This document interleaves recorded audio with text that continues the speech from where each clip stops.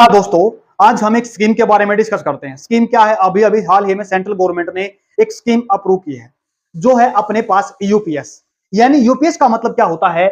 Unified pension scheme. क्या जरूरत पड़ी इस पेंशन स्कीम को लेके आने की? क्या इससे पहले कोई और पेंशन स्कीम थी? बिल्कुल थी। वो थी नेशनल पेंशन स्कीम।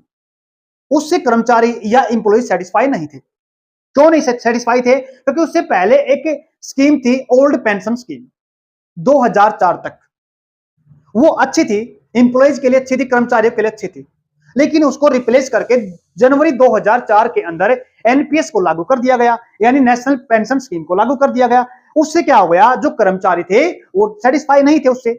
जो सुख सुविधाएं, जो चीजें थी ना, जो सिक्योरिटी थी, ओल्ड पेंशन स्कीम के अंदर अच्छी थी। एनपीएस के अंदर आने के बाद वो सिक्योरिटी इंप्लॉइज को अच्छी नहीं लगी, मतलब उसे सेटिस्फाई नहीं हो पाया। और लगातार देखने को क्या मिल रही है? हड़तालें देखने को मिल रही है, कहीं कहीं आंदोलन कर रहे हैं, काफी समय से ये चीज चल रही है। फिर सेंट्रल गवर्नमेंट ने सोचा, अभी मामला काफी गंभीर है, इलेक्शन भी हुए थे, अभी अभी 2024 के लोकसभा चुनाव हुए हैं, लेकिन अभी कुछ स्टेट गवर्नमेंट्स के अंदर चुनाव होने बाकी हैं, विधानसभा के चुनाव होने बाकी हैं। अभी एक सेंट्रल गवर्नमेंट ने, यानी कह सकते हैं कैबिनेट ने, एक स्कीम अप्रूव की है, जिसको हम बोलते हैं यूपीएस, यूनिफाइड पेंशन स्कीम। इसके अंदर ऐसी क्या चीजें हैं जो सेंट्रल गवर्नमेंट अभी लेके आई है, कैबिनेट ने अभी बताया है? उन सभी चीजों के 5 पॉइंट के माध्यम से उन चीजों को समझते हैं, और ये भी देखेंगे जो पुरानी पेंशन स्कीम थी उससे कंपैरिजन करते हैं। क्यों बार बार जो इंप्लॉइज हैं, बार बार कर्मचारी हैं, क्यों इसकी मांग कर रहे हैं बार बार हर राज्य के अंदर? चलो देखते हैं, 5 पॉइंट के माध्यम समझते हैं इसको। देखो, जो पहला पॉइंट है, ये रिटायरमेंट के बाद की बात करते हैं, बड़े ध्यान समझना। रिटायरमेंट के, इसको बोलते हैं अश्योर्ड पेंशन। क्या बोलेंगे इसको? पहला पॉइंट है अश्योर्ड पेंशन। इसमें क्या होता है? जैसे इंप्लॉय रिटायर हो जाता था ओल्ड पेंशन के अंदर, उसको क्या मिलता था? पहले की बात कर रहे हैं, ओल्ड पेंशन के अंदर उसको मिलता था 50%। जो उसकी सैलरी है ना, लास्ट सैलरी, उसका तो 50% है, और प्लस में डीए वो मिलता था। लेकिन यहां पे क्या आ गया? यहां पे आ गया अश्योर्ड पेंशन का मतलब है, अब यहां पे क्या लेके मिनिमम आपके 25 साल होने जरूरी हैं। यहां पे नहीं था, 25 साल आपके होने जरूरी हैं, और उसमें क्या मिलेगा आपको? 50% आपका क्या मिलेगा? 50% आपका सैलरी का लास्ट 12 महीने की। क्या बोला मैंने? लास्ट 12 महीने की आपकी एवरेज देखी जाएगी। इसमें क्या देखी जाएगी? इसमें एवरेज देखी जाएगी 12 महीने की। 50% तो मिलेगा ही, लेकिन साथ साथ में क्या मिलेगा इसका? इसको डीए भी मिलेगा। ये बात समझ में आ गई। लेकिन एक बात आपके दिमाग में जरूर आई होगी, आपने कहा यहां पे 25 साल, अगर किसी के 25 साल पूरे ना हो तो क्या करेंगे? फिर तो नहीं मिलेगा 50%। लेकिन फिर इसी के हिसाब से क्या कहा है? एडजस्टमेंट होगी। वो एडजस्टमेंट कैसे होगी? छोटी बात समझ लेते हैं। जैसे यहां पे हमने क्या माना, यहां देख लेते हैं। हल कहा, अगर यहां पे 25 साल के अंदर, मैंने बोला 25 साल के अंदर कितना मिलेगा? 50% मिलेगा। कितना मिलेगा? 50% मिलेगा। डीए प्लस लास्ट का 12 महीने का बेसिक। अब यहां समझते हैं, अगर ये 25 साल में कितना है? 50 है, मतलब डबल है। अगर कोई बंदा 20 साल के बाद रिटायरमेंट होता है, क्या बोला मैंने? 20 साल के बाद रिटायरमेंट होता है, तो उसको कितना मिलेगा? ये इसका डबल है ना लगभग। इसी के हिसाब से एडजस्टमेंट होगी इसकी। यहां पे 20 है तो कितनी मिलेगी? लगभग 40% मिलेगी। ऐसे ही हम आगे करके चलेंगे। ये एडजस्टमेंट होगी इसके अंदर। क्या होगी? ये एडजस्टमेंट होगी। उम्मीद करता हूं समझ में आ गया। आपने समझ में आ गया? 25 तो मिनिमम होनी चाहिए आपकी एज। अगर फिर आपकी कम होता है, 25 में से क्या होता है, मान लेते 20 साल के बाद रिटायरमेंट होता है तो 40 बन जाएगा। 30 के आसपास होता है तो आपका कितना बन जाएगा? अगर आपका, सॉरी, किस साल में होता है? 15 साल में होता है तो लगभग कितना? 30% मिल जाएगा। ये एडजस्टमेंट चलेगी इसके अंदर। लेकिन ओल्ड पेंशन स्कीम में ऐसी कोई नहीं थी, कोई बात नहीं थी। नेक्स्ट पॉइंट अपने पास से बड़ा समझने का है, अश्योर्ड फैमिली पेंशन। इसके अंदर क्या कहा गया है? अश्योर्ड पेंशन स्कीम, अगर बाय द वे एम्प्लॉयज की बीच में कर्मचारी के अंदर किसी कारण दुर्घटना हो जाती है, डेथ हो जाती है, तो क्या मिलता था उसको? उसको अपनी, अभी इसके अंदर बताता हूं पहले कितना, जब तक तो इसका मिलेगा 60% मिनिमम। क्या मिलेगा? 60% मिनिमम। लेकिन ओल्ड पेंशन स्कीम के अंदर क्या होता था? ओल्ड पेंशन स्कीम के अंदर अगर बाय द वे बीच में डेथ हो गई तो 60% तो मिलेगा ही मिलेगा, पेंशन की बात कर रहा हूं यहां पे। लेकिन अगर ऑन द ड्यूटी के टाइम पे बीच में रिटायरमेंट से पहले अगर डेथ हो जाती है तो उसकी फैमिली को, क्या फैमिली को जो उसकी पेंशन नहीं, उसकी जितनी भी पे आती है ना, यानी सैलरी आती है, वो सैलरी जब तक रिटायरमेंट नहीं होता तब तक मिलेगी। क्या बोला मैंने? जब तक सैलरी मिलती रहेगी, जब तक वो रिटायरमेंट नहीं होता। रिटायरमेंट होने के बाद ये 60% मिलेगी मिलेगी। लेकिन इसमें यहां पे कोई क्लैरिटी नहीं दिखाई गई है, ये सेम है इसके लिए। दूसरा पॉइंट ये था आपका। तीसरा पॉइंट, अश्योर्ड मिनिमम पेंशन। इसका मतलब क्या बनेगा?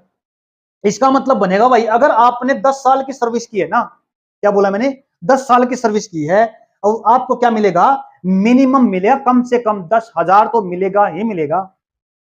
अगर किसी के मान लेते हैं 30 बनता है, क्या बनता है, मान लेते हैं, यहां पे देख लेते हैं, किसी बंदे की पेंशन बनी है 30,000, लास्ट टाइम की बात करते हैं हम, यहां पे 30,000 है उसकी रिटायरमेंट के टाइम, माननी है बस वैसे मैंने।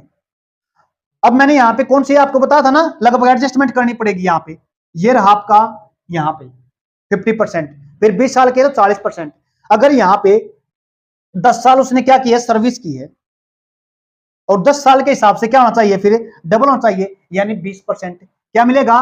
30,000 मान लेते हैं यहां पे हमें, 30,000 मान लिया, इसका कितना डबल माना ना हमने, 30,000 सैलरी है उसकी, और उसका कितना, लगभग कितना मिलेगा उसका, एडजस्टमेंट हमने कहां पे की थी, ये करके एडजस्टमेंट। 25 साल है तो 50। अगर हमने, अगर 10 साल की, उसने कितने साल की है, 10 साल की है, 10 का डबल कितना हो जाएगा, 20 हो जाएगा।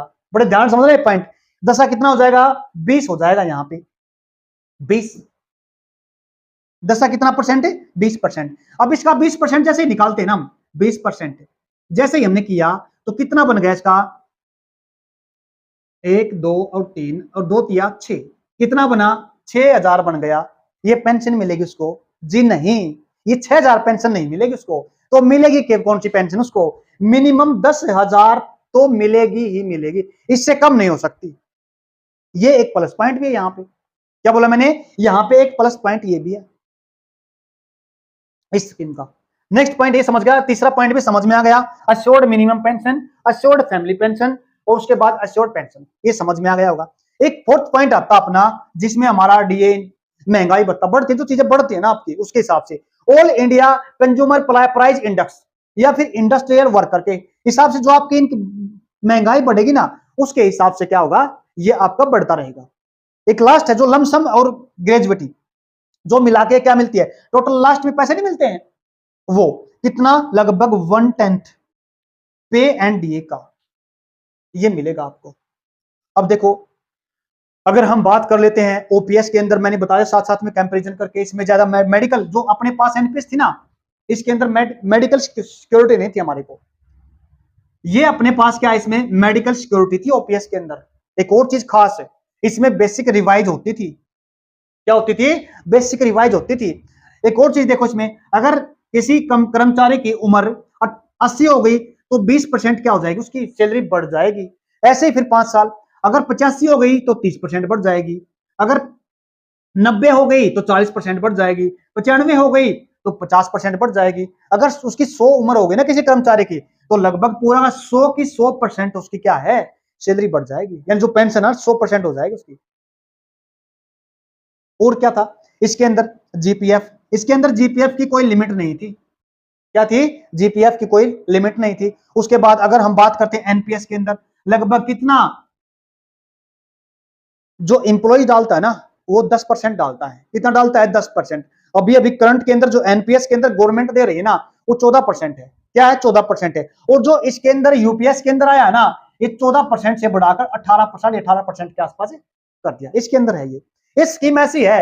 अगर ये ऑप्शनल है हमारे पास, क्या बोलेंगे, ऑप्शनल है। जो यूपीएस है ना, ये ऑप्शनल बनाई गई है, और ये एनपीएस, मन करता है तो आप यूपीएस लो, या मन करता है तो आप एनपीएस ले सकते हो, ऑप्शनल है। बट एक बार आपने अगर सिलेक्ट कर लिया ना, एक बार अगर यूपीएस सिलेक्ट कर ली या एनपीएस ले ली, तो फिर आपके पास कोई ऑप्शन नहीं है कि दोबारा से इसको बदल सकते हो, एक बार के लिए ही होगा ये इसका जो लगभग, जो किसको फायदा हुआ, केंद्र सरकार के लगभग 23 लाख कर्मचारी हैं, उनको फायदा होगा। अगर राज्य कर्मचारियों को जोड़ देते हैं तो लगभग कितने 90% 90% नहीं, 90 लाख के आसपास कर्मचारी हो जाते हैं, इसका फायदा उठाएंगे। एक चीज और है यहाँ पे, राज्य सरकारों पे छोड़ दिया ये, अगर मर्जी है आपकी यूपीएस लागू करो या फिर एनपीएस लागू करो, बट मैंडेटरी नहीं है, ये याद रखना, ये मैंडेटरी नहीं, कंपल्सरी नहीं है। भाई आप पे थोप दिया, आपको यूपीएस के अंदर जाना ही पड़ेगा। दोनों में से कोई एक आपके पास से ऑप्शन रह सकता है। अप्लाई कब से होगा, माना कब से जाएगा, लागू कब से होगा, ये 1 अप्रैल 2025 से लागू होगा, ये बात ध्यान दे लेना। लेकिन एक चीज और है, बट मैं छोड़ दिया बताना शायद, जो वीआरएस वॉलंटरी रिटायरमेंट सर्विस है ना, ये सभी के अंदर थी। क्या बोला मैंने, ये सभी के अंदर स्कीम थी। उम्मीद करता हूं कुछ पॉइंट आपको समझ में आ गए होंगे। आज के इतना ही, धन्यवाद।